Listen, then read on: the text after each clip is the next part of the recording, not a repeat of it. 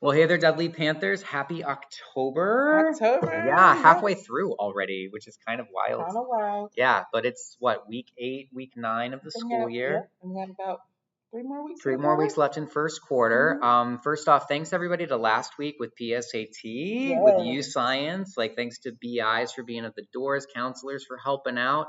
A little messy at the end of it, just a little. but we finished and we didn't have to declare a misadministration Yes. with the ridiculousness outside.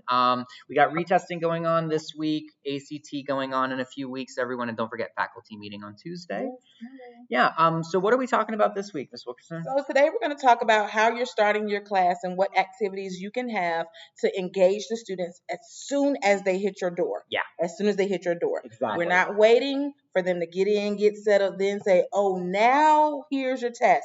No, as soon as they walk in, what are they going to be doing? Exactly. And we also want to kind of get at that first talking point there, everybody, of trying something new in the first few Yeah. minutes of class, right? Like, I remember at a certain point doing the same grammar warm-ups day after day after day. It was boring for me, Mhm. it was boring for the kids, and so we had to change it up. And that's when I started doing my song studies.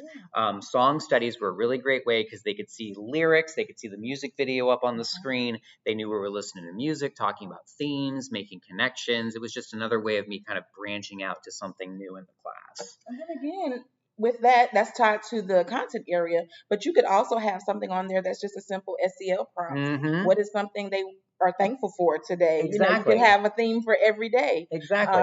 And they could just be talking to one another, or they could write first and just have that silent moment, have some music playing in the background, have that silent moment to just reflect, Mm-hmm. and then they'll be open and ready for you. Yeah, because I think sometimes we think of the bell ringer at the beginning of class. We think it always has to be content specific and content directed, but we have time for SEL. We have time for relationship building and kind of having those moments as well. I think another thing that we can think about with the strong start idea is starting with sometimes the most difficult thing.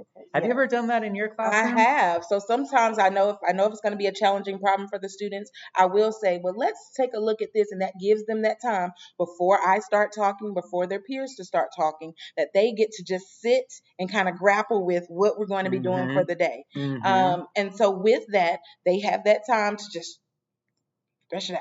Yeah. And we can make mistakes when it's new at the Yes. beginning and I've loved starting with the hardest thing first because then it was kind of like an anchor Mm-hmm. as we moved through Forward. the Yeah. class. And it was like, okay, who can go back to the warm up and kind of maybe go a little further now? And it kind of gave me that controlled release through the class to kind of see, all right, who's really getting it and who do I have to kind of maybe meet up with later on to and kind of work and with. just think about it as a challenge. I Mm-hmm. mean, what kid doesn't like a challenge? They do TikTok challenges every day, all day. Exactly. So if we give them a challenge, give them something that can drive them for the class, it will also keep that momentum up. Exactly, because sometimes when students walk in the door and they see that easy task or that thing that reminds them of third grade or fourth grade, that's disengaging to them. They've done it before, it's baby work to them. They don't want that. They want to be pushed, they want to be challenged, and we can kind of show them that and be really explicit. Like, this is hard, but I'm here to help you through it. And I also love what I heard you say, Ms. Wilkerson, because I heard you talk about student voice and having those moments for students to talk to each other, for students to engage with each other at the beginning of class can be a great way to do that strong start as well. And then again, we want them talking, right? We don't sometimes, well, when the kids come in, they want to talk anyway. So give them something to talk about. Give them that starting prompt to talk about. And then that way you can engage with them just by listening. And then you can highlight what you've heard them say during that strong start time and later in the class. Exactly. You know, when we do our observations, we have what we call our look fors and listen fors. And I think as teachers, we can also sometimes have those look fors and listen fors for those different parts of the classroom that kind of indicate, oh, these are the kids who are getting it. These are maybe the ones who aren't. And that kind of lets me know, when do I move on from this activity? Because I think sometimes too, some of us maybe take that strong start and we stretch it maybe a little too long and we lose that momentum, right? When we keep that that going for 15 or 20 minutes. I think, what would you say is kind of your sweet spot for that? Mine was always 7. 7? So I would tell the kids, guys, 7 minutes. That's it. Mm-hmm. They get that time where they're coming in the classroom. So that's about 5 minutes if they get there at the, start of the bell or whatnot. And then they have that 2 minutes to just, ground themselves. And now we're ready. So 7 was my sweet spot. Yep. And I always love to say in my classroom, there was no gold medals for finishing first, but I always like to kind of have that timer on the board to remind them, hey, we've got 5 minutes from this warm up. The bell has rung. I'm going to hit start. Let's go. 5 minutes. Absolutely.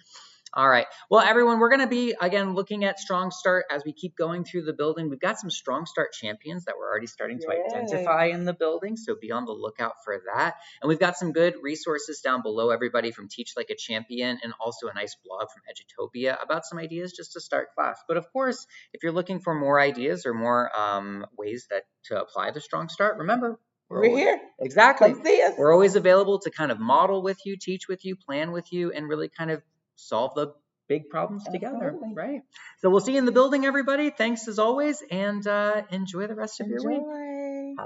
Happy October. Yes.